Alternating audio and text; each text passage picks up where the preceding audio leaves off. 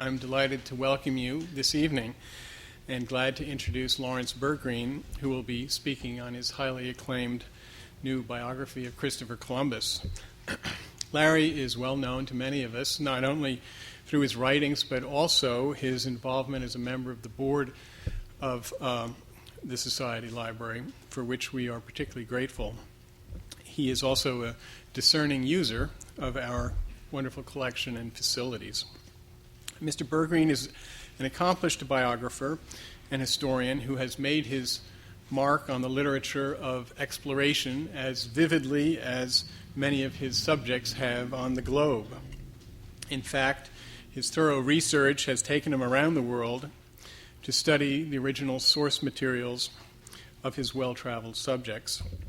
He has written scholarly and engrossing accounts of the voyages of Marco Polo and Magellan, as well as an account of NASA's exploration of Mars. He has also written biographies of Irving Berlin and Louis Armstrong. Larry's latest book, on the man credited with discovering America, the man who gave his name to so many locations and institutions and landmarks in this country, provides insight into the great Columbus that would surprise many of our grade school scholars who were raised on the Nina, Pinta, and Santa Maria. As with so much in history, the truth is often quite different from the myth. We are delighted to have Laurence Bergreen with us tonight to dispel some of the myths and give us some of the gritty detail of how a remarkably brave explorer also had his human flaws. Larry?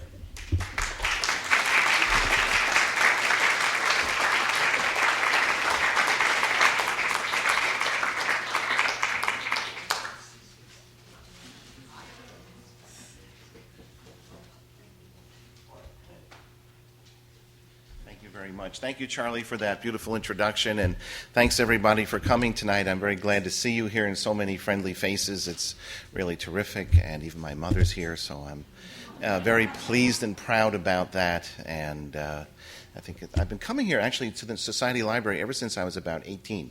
So for one project or another, and sometimes just to escape, and more recently for work and to add my duties as a trustee. So I'm really delighted to be here tonight to talk a little bit about the Columbus book, which was just published by Viking a month ago, and has kept me fairly busy since then. Columbus, as you can imagine, is a highly controversial figure, and undertaking this book was a very daunting idea that I had put off for years. Some of you may be familiar with my book about Magellan, Over the Edge of the World, and when you start thinking about Magellan, let's see what happens here. I'm not going to go that. When you start thinking about Magellan, you start thinking about Columbus inevitably, because the two of them were so closely bound. They were just about 25 or 30 years apart, and Magellan corrected some of Columbus's main errors, but I put it off for so long because it was Columbus, and there's enough material about him to practically fill this library. I have a Columbus bibliography in my office at home. In Italian, it's about 800 pages long of works about Columbus, and it was published in 1990. That's a significant year because it was 2 years before the Columbus quincentenary in 1992, and the number probably, well, at least 25 or 30% more material was published in and around the 1992-1994 commemoration of Columbus's voyages. So it is an immense amount of material. It's also an immense amount of misinformation. And I found during the years that I was researching Columbus's voyages in the Caribbean and in Spain and in Portugal, and in various research libraries up and down the East Coast, that every nation has their own idea of who Columbus is and what he means, if anything. There is Columbus, the conqueror and the bringer of Christianity to the New World. There's Columbus, the genocidal monster. When I was in Portugal and in Brazil, I was given a stack of books, 12 or 14 books in Portuguese, showing Columbus's ancestral roots in Portugal. He doesn't really have any, but there are a number of books that will explain that. The same goes for Spain, about Columbus's Spanish roots. Now, I live in New York City, and I've been asked many a time over the years about Columbus. He's really Jewish, right? He's really Jewish. He's actually a converso, forced to convert to Christianity because he sailed at the time of the Spanish Inquisition. Would it were true, it would make for an even more interesting story, but it's just not. But it's interesting that the myths have accreted to Columbus over a period of time. In fact, as you know, he was from Genoa. He was born there in 1451. There are hundreds of documents that have been published by the city of Genoa that attest to his commercial life, his birth, his father's and family's activities, their legal disputes. So the doings of the Columbus family, his father was a minor politician and tavern keeper, are well known and well documented to the Genoese. And Columbus was very much a product of Genoa, which had was kind of an incubator of, if not explorers, then commercial mariners who were very rapacious. When Columbus was young, he sailed to Greece and he sailed to England. He sailed even as far north as Iceland, like other mariners from Genoa, on commercial missions, often very frustrating. They're poorly documented. We don't know much about them, but they gave him a long and strenuous apprenticeship. So when he began to plan a much more ambitious voyage, which I'll be talking with you about, at least he had some background as a mariner and a skill set. Now, it was practical knowledge. I'm going to talk about how Columbus emerged into a world-class mystic as these voyages went on during the 12 years.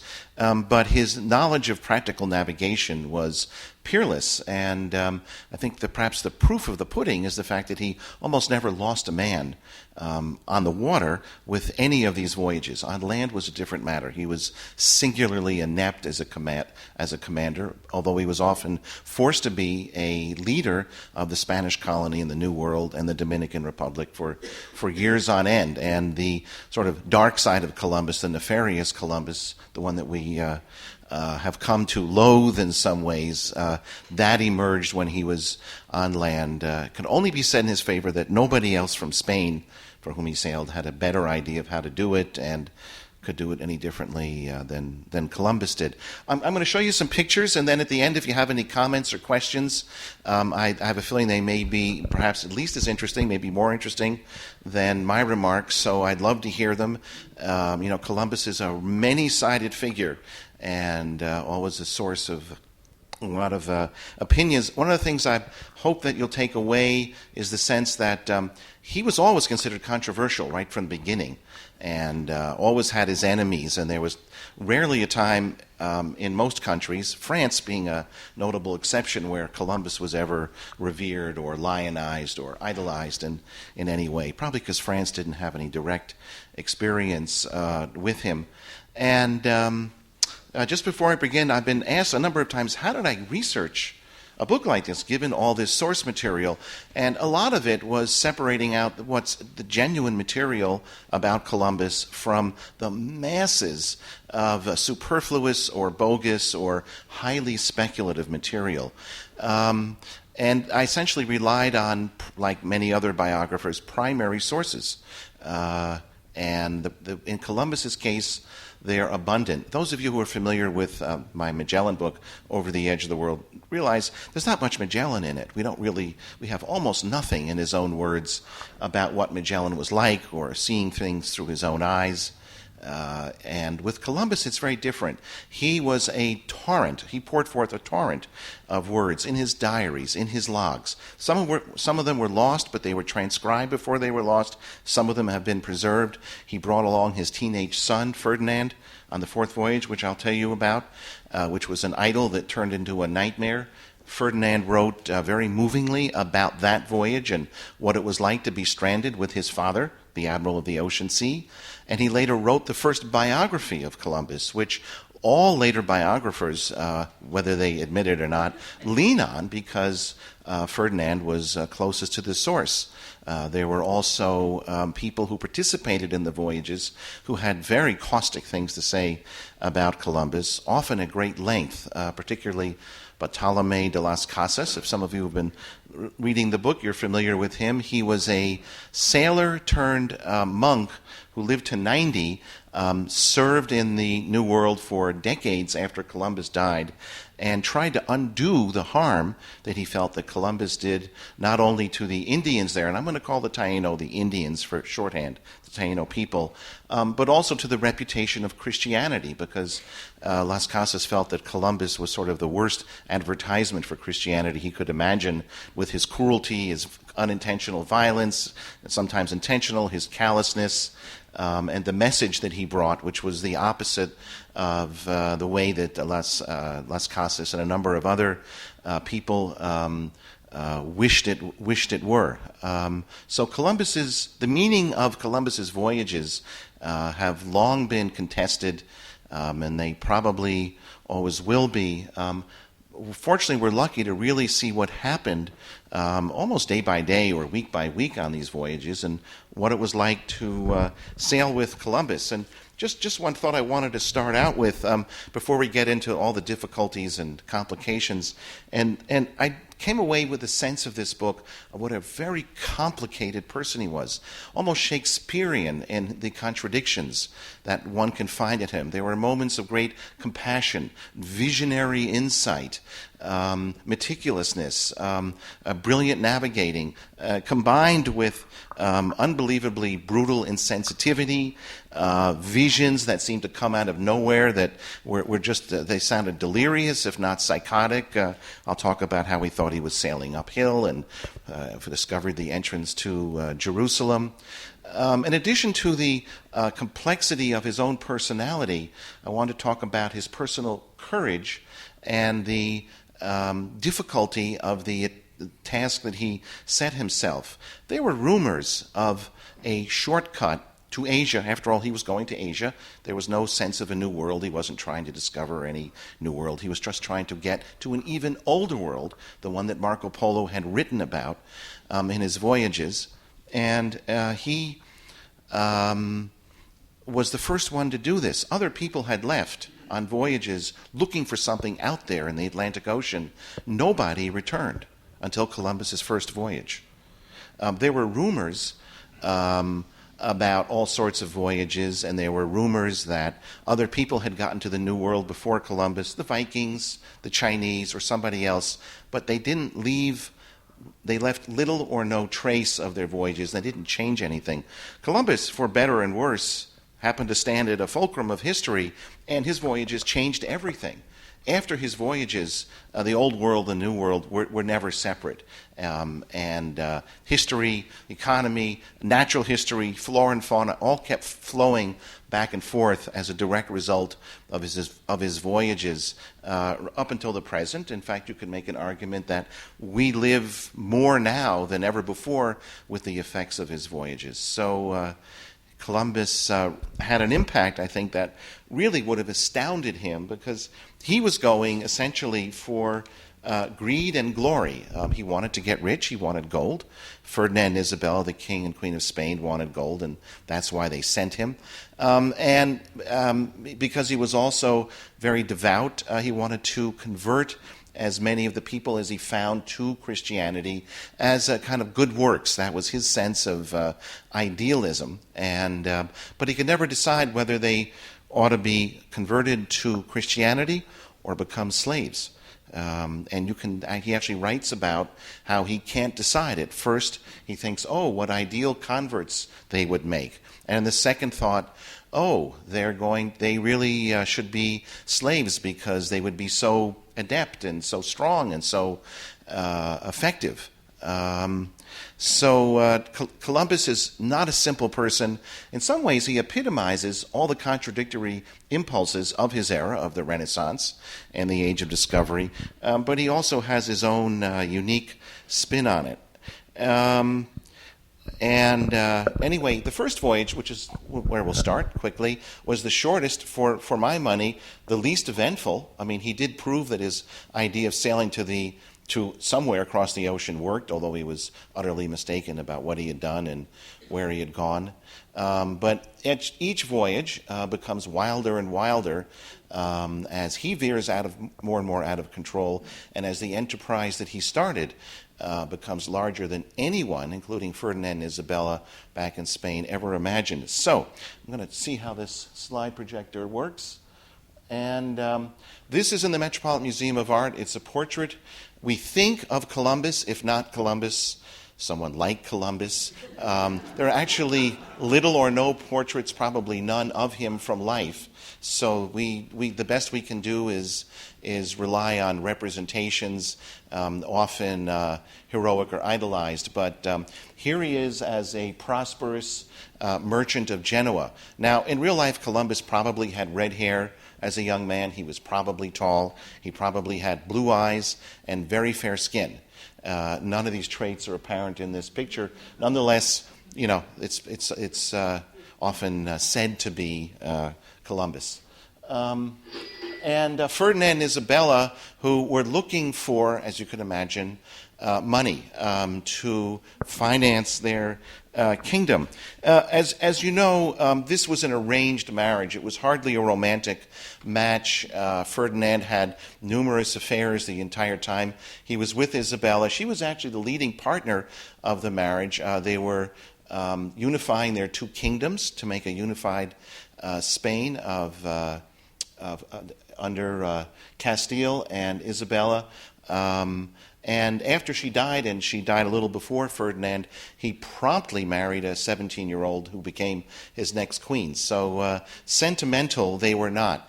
Columbus's main champion was Isabella. Ferdinand paid some attention to the exploits, but it was Isabella who actually had a sense of what he might accomplish for Spain. She was deeply pious, which encouraged Columbus's pious gestures and approach to everything he did, to the point that he joined the Franciscan order as a lay friar. He often wore a Franciscan habit, a brown habit, when he was ashore, partly to ward off criticism because it was more difficult to jail or try a clergyman. And he was even buried in his habit. So Columbus... And when he came ashore between voyages, he stayed in monasteries. The other sailors usually went to brothels and taverns to enjoy themselves before they shipped out again on their next voyage. So Columbus lived a very austere life. Now, he had been married before the voyage briefly to a Portuguese woman. I think that's where some of this Portuguese connection comes in. We think she died young. She just kind of drops out of the story. They had a child, and then he had a long-time partner or companion, and although he'd sort of lost track of her as he kept exploring, and that's Ferdinand's mother. So Ferdinand, who in some ways becomes Columbus's most important successor, was his so-called natural son. These are romantic representations of ships heading out on his first voyage, and to give some sense of the vastness of the sea and his task that he faced. And keep in mind, there was no expectation that he would ever return from this voyage when he set out on the first one. And yet things happened much more quickly than he expected. He thought he was sailing all the way to China, and in 3.5 weeks, he reached the New World. Part of the reason why he was so confused was this book. This is his copy, Columbus's copy of Marco Polo's travels. And these notes in the margin are Columbus's marginal notes. And what he's done here, and you can give a sense of his thinking, you see he's drawn a ship, a Arab-style ship that impressed him. And he's also, throughout this, underlined items, almost like a shopping list, of things that he wanted to find in Asia. Remember, he thought he was sailing to Asia, not the New World, and he refused to acknowledge he had ever gone anywhere besides Asia. So he underlined things like spices and gold and various types of wood and slaves. And so those were the things that he was looking for. And this was a book which other mariners and navigators had. It was very popular in Europe, not always believed. But Columbus believed that he could do over water in a few months what Marco Polo had taken years to accomplish over land. Of course, he did it so much more quickly that he was startled. When Columbus arrived in the New World, really probably the island of San Salvador in the Caribbean, he expected to meet this man, Kublai Khan, who Marco Polo wrote about extensively, the emperor of the Mongols, the most powerful ruler on the face of the earth. And he thought he would establish trading relations with him. And it didn't stop to think that Marco Polo's account had been published 2 centuries earlier. Kublai Khan was long gone, and that the Mongol Empire was in ruins. So I just want to give some sense of the kind of confusion on top of confusion that plagued Columbus, not just on the first voyage, but on all 4 of them. And you may say, well, how silly, how confused, but actually any European sailor would have thought the same thing. Columbus was expressing the conventional European view of where Asia or India or China, they're all roughly the same thing at that time, lay. And just to give some sense of what this was like, let's say you wanted to drive from New York City to L.A. It's like Columbus trying to sail from Spain to China. And you know a few things. You've heard that when you get to a large body of water, you're in L.A., and if there are some mountains around, you must be in L.A. Well, he set out, and he got as far as Cleveland, say, if he were sailing. And he saw Lake Erie, and he decided that must be the Pacific Ocean. Now, even though it didn't fit Marco Polo's descriptions, he stubbornly clung to the idea that China must be around here somewhere, and nothing would deter him. So he wrote back after his first voyage an ecstatic letter to Ferdinand and Isabella describing all the wonders of China that he had found. Now, by this time, the pilots who had gone with him realized that something was amiss, that they were not in China, and that they were nowhere near China. After all, the people they discovered there, I'll be talking about them, the Taino, were very different from the Chinese. Marco Polo had brought along an interpreter who he thought could speak with them, but they were speaking their own tongue, Arawak, which was unintelligible to his interpreter. And he, with some difficulty, tried to learn the Indian language to communicate with them, but it was very, very difficult. What the Indians were saying, what Columbus thought he was hearing, were often 2 different things. So there was a tragicomedy of misunderstanding between the 2 sides. This is what he actually saw in the Caribbean, which is, if you've been there and you know how beautiful it is, it's pristine. This is probably his 2nd or 3rd landfall in the Caribbean on Long Island. And he described the azure water, he described the vegetation, and he didn't have names for what he saw growing there. He didn't have names for the animals they saw because they didn't exist in Spain. He didn't realize, of course, that he had gone to a continent that existed since time immemorial on a separate evolutionary track. So he would say, well, there were some flowers that sort of looked like, and he would name a flower he had seen in Spain. He was looking for familiar animals, but there weren't any. He saw some creatures he called barkless dogs. Maybe they were gophers or something. But he didn't, it was very disturbing to him. And he said at some point he was so frustrated by his inability to name what he was seeing that he felt that he was on the verge of tears. So he was trying to keep a record of these delights, and that he was seeing, but at the same time he was really baffled and couldn't understand what this was. Now, he had brought things with him. He had brought animals. He had brought plants. He had unintentionally brought germs. When at the end of his first voyage, he inadvertently brought things back to Spain with him, sometimes intentionally, sometimes inadvertently. This began what we now call the Columbian Exchange, which prospers or thrives to this day. There are dozens of items that he brought back and forth, but I'll just name two. One is a simple one, tomatoes. There were no tomatoes in Italy before Columbus. He brought back the first tomatoes. So he never had Mama Columbus's tomato sauce in Genoa because it didn't exist.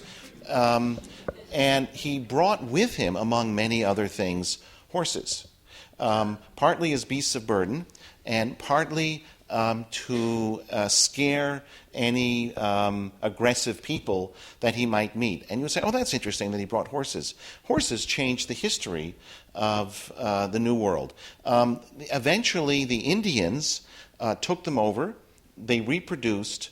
They changed tribal life tremendously. It became stratified. Indians could roam much further. Nowadays, we can hardly think of the American Indian without horses.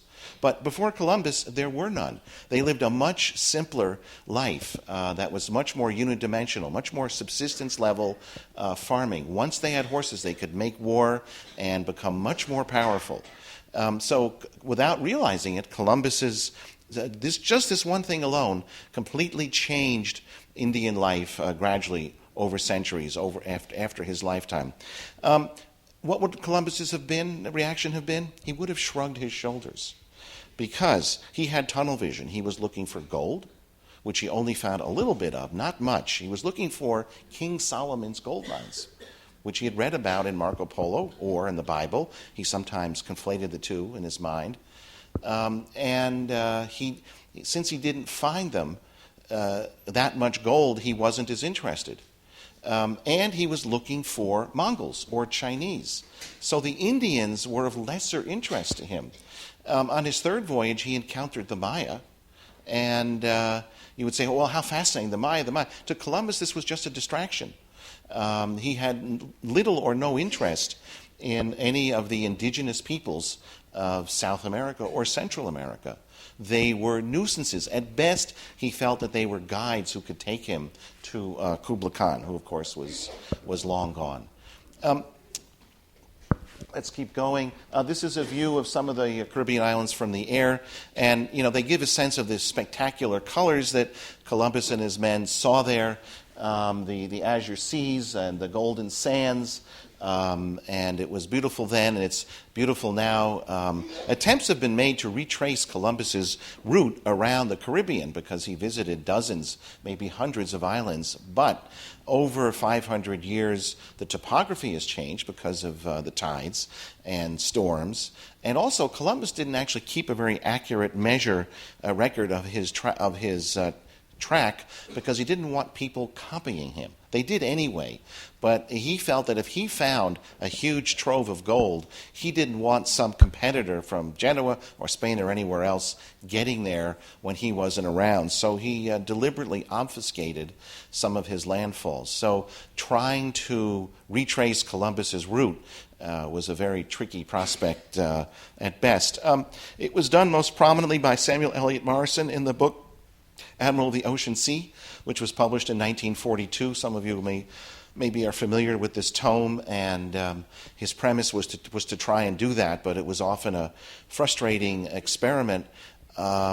Nevertheless, it's regarded as one of the leading biographies of Columbus in English, at least until recently.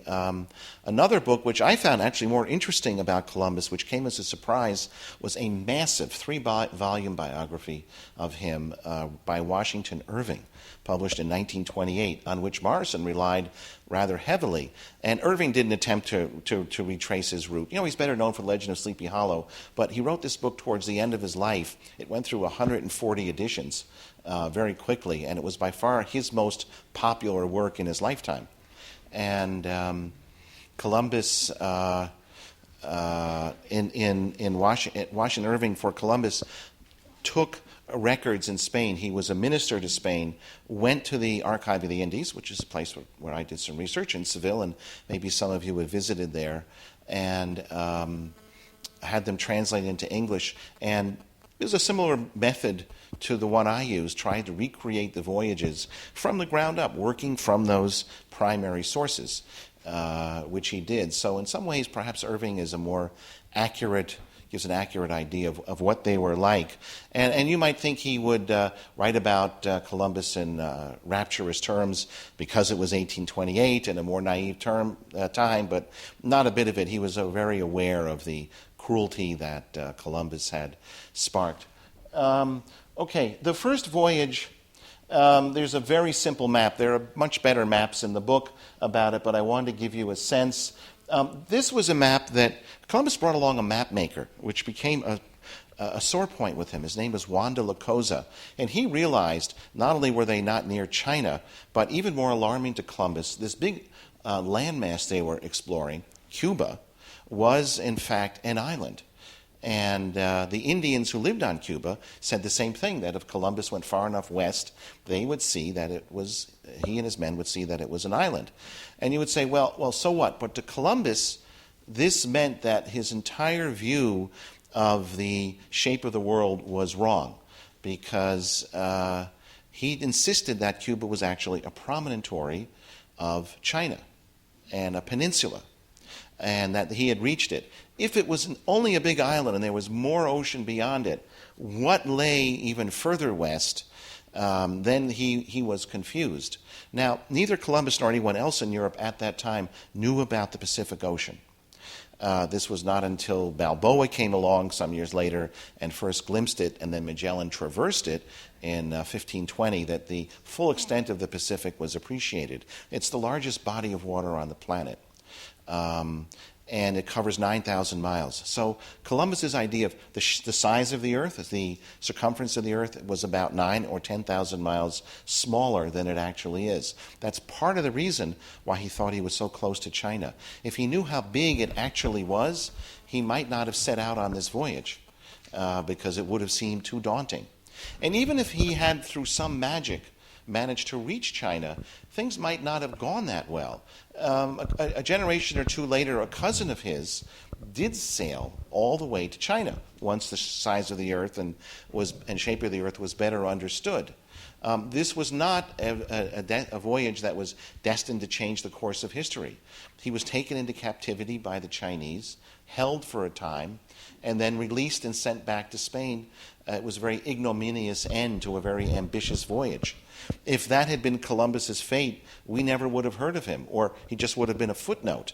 So the fact that Columbus piled mistake onto mistake and kept going in the face of these mistakes and became more obstinate the more the evidence piled up the other way is what made his activities and his exploration so memorable and so resonant. I know it's a paradox. It makes no sense, the fact that he was so wrong, but that's why he was memorable. And that was something that I kept troubling me as I was working on this book over a course of several years. Not that Columbus was a modern person and that he was a great discoverer, but that he was a medieval person with a very religious and rigid mindset, who would not be swayed by mere facts, and gave primacy to his spiritual convictions. And that's what made Columbus Columbus. If he had been totally rational, he probably wouldn't have been as memorable. I mean, for an example, he had a brother, a smarter brother, named Bartholomew. Bartholomew was a map dealer and sailed with Columbus on at least two of the voyages, was regarded as by the men as very steadier than Columbus, who was, you can imagine, was quite volatile. And his nickname was the Adelanto, not Columbus's nickname, Bartholomew's, the leader, the Adelantado, the leader. We barely remember him because he had all these stalwart, reliable qualities. And if I were sailing, I'd want to go with Bartholomew. I wouldn't want to go with Columbus. How about you? And because Columbus would get you into a tremendous amount of trouble. And yet he was savvy enough as a sailor to stay alive and to survive. But when he got far enough out, he became a fanatic, a zealot, and that was as trying for his shipmates and for his critics back in Spain as it was for anyone else. So let's keep going. Anyway, La Cosa drew a map afterwards showing that Cuba was an island. In doing this, he violated a blood oath that Columbus had made his crew sign. And he wanted all of his crew to swear that Cuba was part of the mainland of China. Even the ship's boys, the cabin boys who went along. And if they violated it, they would get 95 lashes. That was enough to kill a person. But Juan de la Cosa knew better, and within a few years, everybody back in Europe anyway was winking and saying, well, they really knew that something was awry with Columbus's conception of geography. The other thing that really puzzled him, and these are conceptions of what the Taino might have looked like to Columbus. At first, he was very impressed by them because they were beautiful. They were dignified. They were very glad to see him. They regarded Columbus as a fulfillment of a messianic prophecy of theirs. We don't really understand it that well. But as some of his priests began to live with them, learned their language, and got some sense of their inner life and spiritual life, they realized that Columbus was in some ways a very deeply meaningful figure to these Indians. However, it didn't work out the way the Indians thought it would. They realized that Columbus wasn't leaving. According to their cosmography, this was supposed to be a visit. And Columbus, it seemed, came to stay. He left men at the end of the first voyage in a small fort. They were massacred, but then Columbus came back, and he came back 3 more times.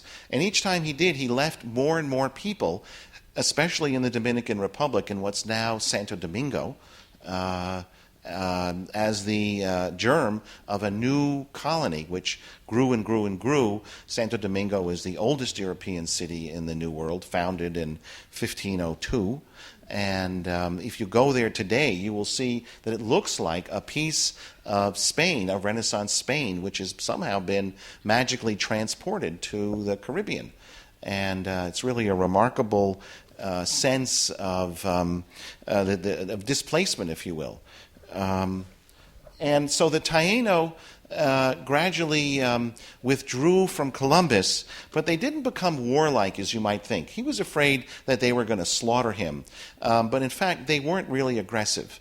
Their weapons were made of bamboo, and they were much more afraid of Columbus than he was of them, even though they outnumbered him by, well, we don't really know, but there were millions of Taino in the New World at that point, and just a handful of Columbus's men.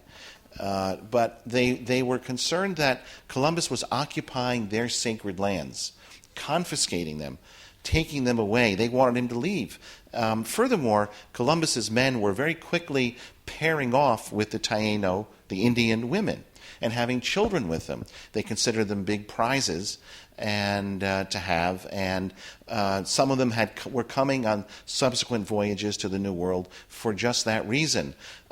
For the Taino, this was deeply disturbing because they felt that their future was being tampered by this arrival of these outsiders. They were as sensitive to their bloodlines and their ancestry as anybody else would be.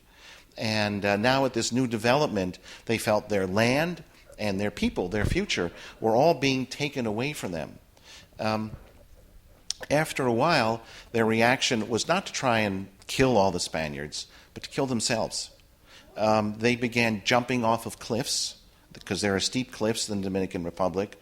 They began eating poison weeds, not just by the hundreds, and not just by the thousands. By Columbus's own estimate, 50,000 Indians committed suicide in protest at, we would now call, the Spanish occupation of the Caribbean.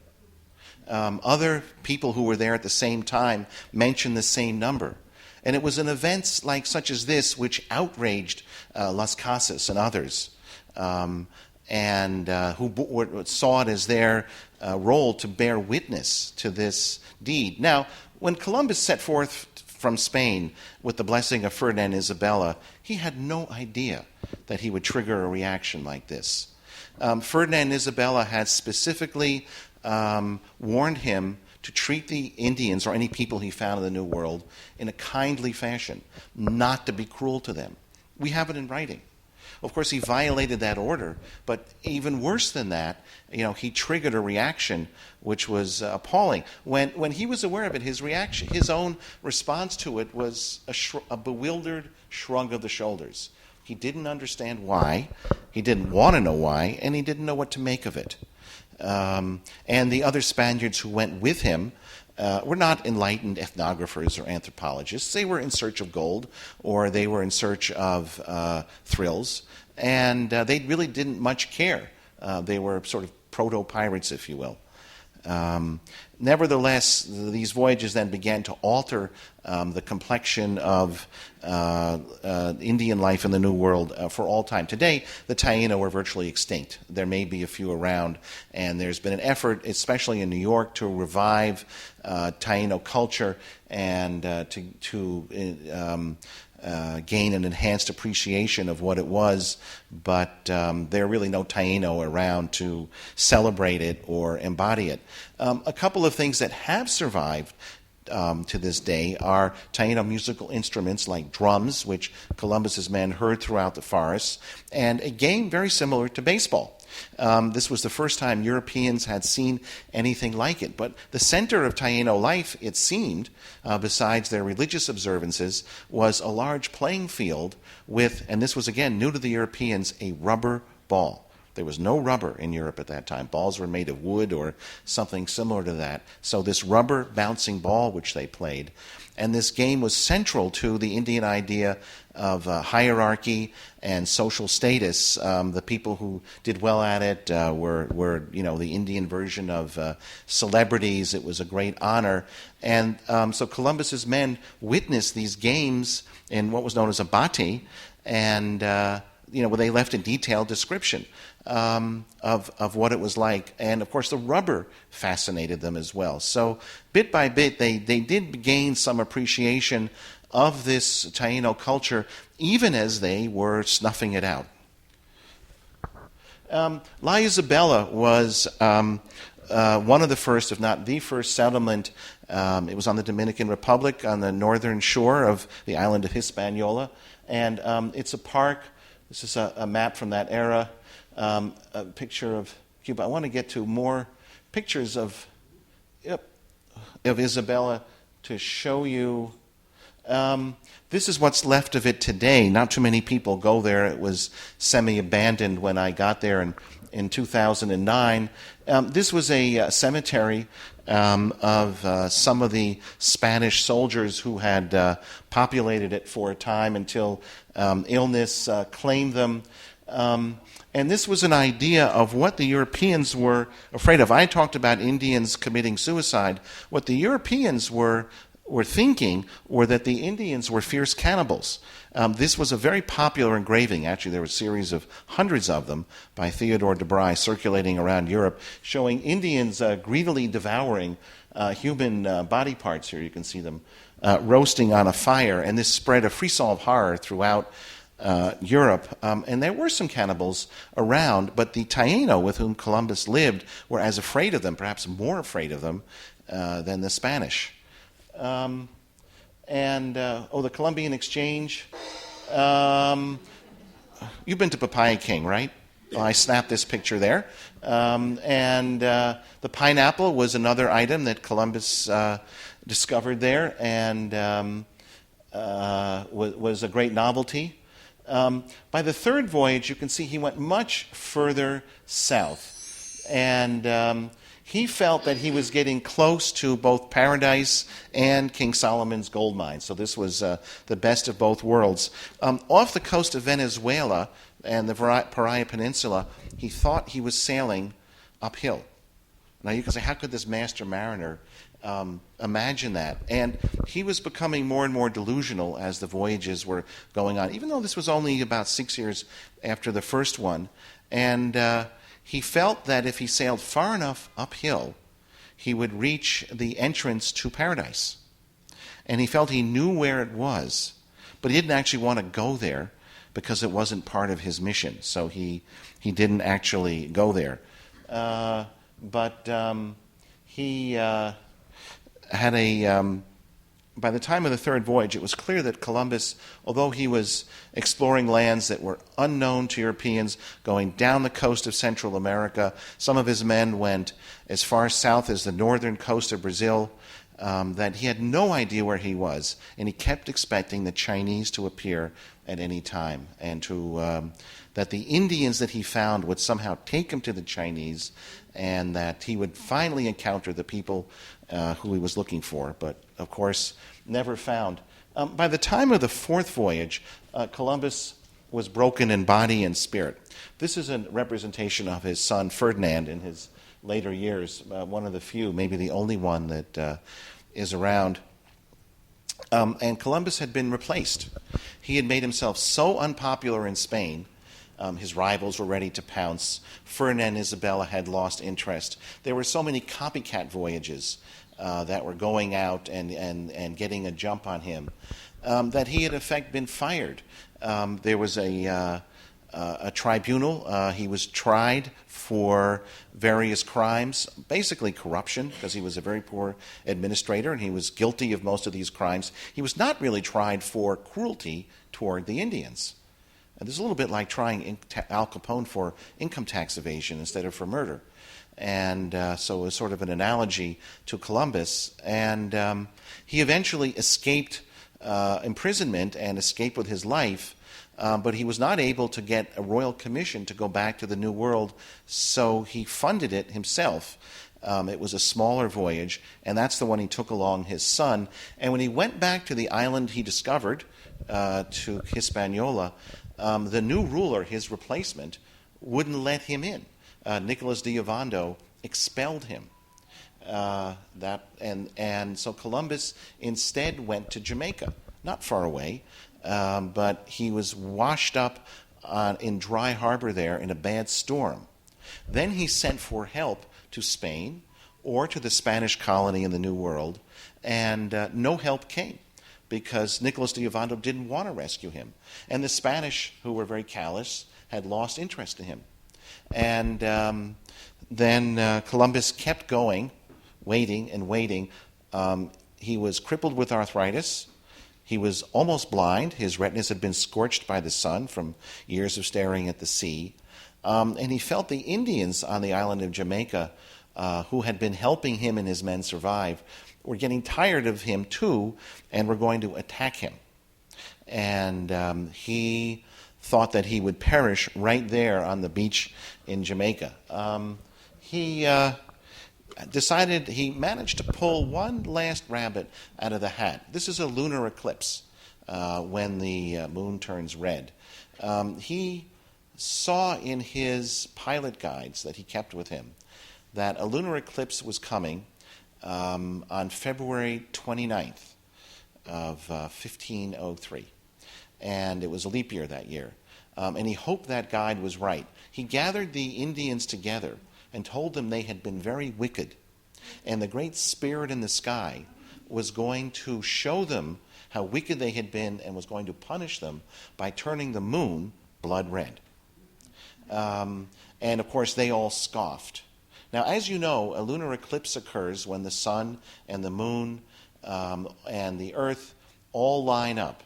And the last one was actually in June 11th of this year. It lasts about an hour and a half or 100 minutes, and it can be very, very striking when the sky is clear. Fortunately for Columbus, the sky was clear that night, and this lunar eclipse was visible all over the Caribbean. The Indians were terrified and regarded him as some sort of sorcerer, not because he accurately predicted it, but because they thought he caused it and that he had supernatural powers. So they became very afraid of him. So they left him alone, and they gave him enough leeway to send a few men on a very hair-raising rescue mission to the Dominican Republic. Finally, Nicolas de Ovando sent some rescue ships to Columbus, not big enough to take all his men. he was just, just as bad as you can imagine. But enough for Columbus and some others to get out of there. And they finally made it back to Spain. Columbus was alive, but barely. Queen Isabella had died. He took refuge in a monastery. Ferdinand came to visit him out of respect, because after all, he was still the admiral of the ocean sea, and he was still Christopher Columbus, even though he had been superseded by new explorers. And then Columbus died shortly after that, never realizing the extent that his influence his voyages would have on history. An extraordinary and very, very troubling person. He was not particularly celebrated in Spain that time, or in Genoa. That came much, much later. He never knew that North America existed. He never set foot anywhere in North America. So Columbus, Ohio, District of Columbus, Columbia River, Columbia University, it's all spurious. He never imagined any of this might have been named in his honor. So the ironies of Columbus and the way that Americans have latched onto him as some sort of forefather, discoverer, or origination myth, something, are really remarkable and shot through with irony. He would never have imagined a nation like this founded in his image. The idea of the Spanish colony that he had founded was a very, very different one. And that's a little bit about what's in my book. There's a lot more, and thank you for your patience in listening to my talk. It's hard to stop talking about Columbus. I appreciate it.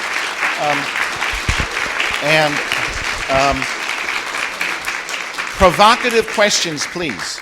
Provocative questions. Yes, sir. How can you explain that this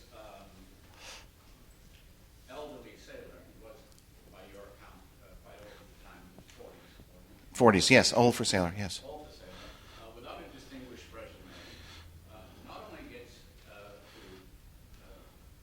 an audience with Ferdinand and Isabella, Yes. actually starts to dictate terms of a Yes. contract. Yes. Part of it was sheer persistence. He had spent 8 years trying to do this in Portugal. And that's a very good question, because how did Columbus, with being relatively unknown, get such a spectacular commission from Ferdinand and Isabella? Partly persistence, failing in Portugal, but then gaining a reputation as a contender. So Ferdinand and Isabella commissioned him partly so that Portugal, their rival, wouldn't commission him by that time, and partly because they were taken with his scheme. They didn't invest that much in it. They thought the return could be tremendous, but if he went to sea with those 3 ships and they all perished, that's life. They were not. They weren't that invested in it until he came back from the first mission. And also, he was willing to do something which other people were afraid of, which was to go on a mission like this. So, his courage, his almost foolish courage, was singled him out. Yes, sir. Can I respond to his question? Sure. The reason why Columbus was pushed, was really subsidized, was because of the Inquisition. That was the primary motivating force. Yes. That the Jewish chancellor, the conversion chancellor, the monument behind this. There's a order Columbus because there was a kingdom out of the Indies governed by the Jewish king in India, and Columbus sort of suggested that he would find a way for the persecuted people to go there. That's interesting. That's an interesting idea. Yeah. In fact, that's one of the best. Mm-hmm. Many people think Columbus was Jewish. I believe that. Yeah. Yeah. There's enough evidence to do that. Yeah. All I got to do is just look at the ladies that Ceylon, then his own people, his sailors thought he was Jewish. Yes. He never spoke a single word of Italian or Genovese. I don't think he understood that. He spoke Catalan, which was spoken by converted Jews in Italian. In Genoa. This is all well documented. Historical things.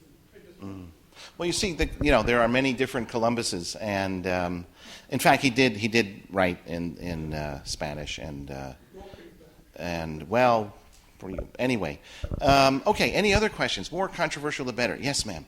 Please tell us why you think that perhaps he was tall.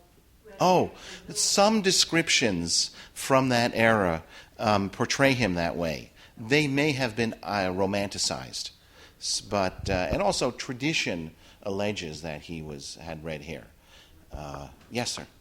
Yeah, besides Santo Domingo, the island is Hispaniola, where under his captaincy were Spanish settlements? Oh, the Windward Islands and the Bahamas, going further south to the Paria Peninsula of Venezuela, along the coast of Venezuela, Nicaragua, Panama, sailing further down some of those coastal islands as well. And Columbus would often mention tantalizingly that he'd sailed past hundreds or dozens of islands without specifically naming them. That's why that map I showed you by Juan de la Cosa is valuable, because it gives some sense of where they might have been. But trying to guess exactly where Columbus is difficult. There are 6 or even 8 islands that are contenders for his first landfall in the New World, for example. Yeah, that wasn't the question. The question is, besides Yes. Hispaniola, Right. where under his captaincy Oh, were yes. permanent settlements? Oh, permanent settlements. No, Hispaniola was the focus of his empire. Yeah, that was the... From Hispaniola, they did voyages on the Caribbean coast of South America. That was their base of operations. And Hispaniola became their focus at the Ozama River. Yes, sir. You seem, at the end of your talk, you seem to give us the feeling, at least sense that it's a delusion to even think about Columbus as being the discoverer of America because he just hit these islands. But Yes. isn't it true that when he came back from his first and second voyage and so forth, he started some excitement back in Europe that caused others to Yes. make the Yes. world Yes. So in essence, But- he did play an important role. Well, yes, he was a catalyst. For sure he was a catalyst. But he never guessed that North America existed himself. Yes. Two questions. Is it the currents that pulled him that far south, because it was a shorter route, I guess, Yes. going to New York than it would have been down to Hispaniola? And also, are there any theories about why he became delusional? Wait, the first question was about currents. You mean trade winds? Yes, thank you. Yeah. Columbus's great and inadvertent discovery on the first voyage was the existence of the trade winds. And that's why he was able to sail across the Atlantic so quickly and relatively safely, faster than he expected. He was able to traverse the Atlantic in 23 or 25 days. And even now, somebody going under sail, no power, would be hard-pressed to best that record. But it took him south. It took him south, yes. Yes, so he just kept going. It was very simple. He kept going until he hit the first landmass that he saw and decided that, well, this must be China. And so his ideas of navigation were simple. He was much better with point-to-point navigation. The second question was... Are there any theories about why he became delusional? Oh, it's very difficult to speculate about psychology over the centuries like that. But he did. It was an era of strong religious fervor, so he was not that unusual compared to other people of that era. But he was certainly much more devout than other explorers. Although Magellan was nearly as devout as as Columbus, but not to the point of having these hallucinations. Columbus even thought he heard the voice of God speaking to him on one of the later voyages, and wrote down what he thought God said. So we get a vivid sense of Columbus's inner life. It was all in Chinese. He was spoken Spanish, of course, or maybe it was Genoese. Yes. Two things. One was why it was perpetuated for so long that the world was flat at the time. Oh. Was he really flying in the face of that? No. Everybody knew it was round by then. Any sailor who set out from a harbor and saw, or just stood out of harbor and saw a ship sink below the horizon, realized that the Earth was round. The second thing was, his crew wasn't made up of all, criminals, was it? No, they weren't criminals. They were basically what you call freebooters, but they weren't pirates then. This was before pirates, but they would have been pirates if they could have been pirates. They were people who were going to the New World to get rich quick. And they were basically lawless.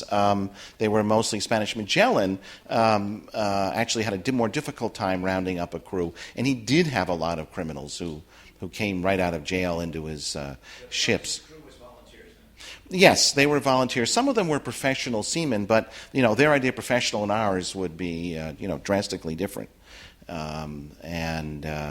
There were professional pilots, professional navigators. Columbus, compared to them, was highly professional. So when he ran into that trouble, he had some mutinies, though, right? Yes, he had mutinies all the time. So they were still like good guys, volunteers, but they just felt that he had done an error someplace? It's hard to generalize. All these mutinies had different characters. I write about them in the book. Some were not serious mutinies. They were sort of grumbling and discontent. Some were actually rebellions on land that lasted for several years. They were splinter groups that formed. There was Francisco Roldan, who I write about at some length, who challenged Columbus as a rival in the New World. But mutinies were part of a explorer's lot. Columbus wasn't the only one who faced mutinies, and violently putting down mutinies, which Columbus did on occasion, was also part of the explorer, profile. Yes, ma'am. I've been reading in the paper about both Columbus and Vasco da Gama that supposedly they wanted money, being that Columbus was so devout, Yeah. that they could wage war against the Muslims and get back the Holy Land. Right. That was one of the ideas that he fed to Ferdinand and Isabel. This was the time of the Inquisition. The unification of Spain had just occurred, and so that was part of the rationale that Columbus advanced. He never really brought back enough gold to do that, but he was hoping that he would, and Ferdinand and Isabella thought that would have been wonderful if he had. What he did send back that was unexpected were slaves. Interestingly, Ferdinand and Isabella didn't want them and sent them back to the New World. Not because they were such great humanitarians, but because they had just finished the Inquisition. They had pushed outsiders off the Iberian Peninsula, and they didn't want a whole new group of outsiders coming in. So they sent them back and told Columbus, essentially, convert them. Don't enslave them. Columbus was sort of bewildered by this. He thought he had sent them a great gift. Why was he so enthusiastic about? I forgot to mention this about slavery, even when his sovereigns weren't. In Genoa, slavery was common. Most families who could afford it had slaves, and so Columbus grew up with slavery as part of his life. Slaves in Genoa were often from Eastern Europe.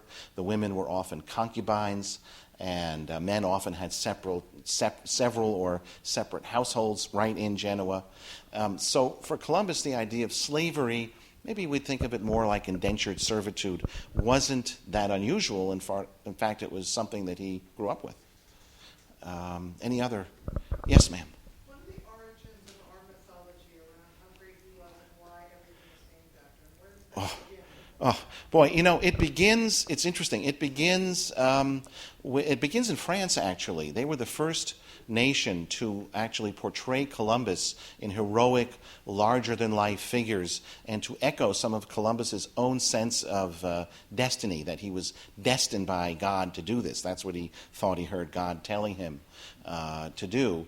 The French caught that spirit, and in the United States, as Italian immigrants came to the United States, societies and groups and politicians in some ways kind of played on the heroic image of Columbus to appeal to Italian Americans as voters.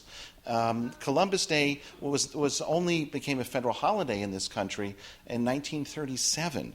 when FDR established it to attract the Italian-American vote. So it was done out of political expedience. That's how recent it is. Now, there had been Columbus Day observances in the United States going back to 1890 to the 1890s. But that was really the first mention that we have of them. The Columbia Exposition was an effort by Chicago to, embrace Columbus as some kind of a founder, because there really wasn't anybody. But interestingly enough, it was meant to observe the 400th anniversary. It opened a year late. They didn't get it finished in time. So it was 1493. In some ways, that put Columbus, or gave Columbus a special role that he hadn't had before. But it was FDR, I think, who really set the seal on it. Well, if we had a Viking exchange, if the Vikings had left Vikings here, if the Vikings had brought, it would have been different. Columbus, really left more than a thumbprint, a huge footprint on the New World that no other group did before him. So anyway, I think we're getting near the end. So thank you, Mark. Thanks.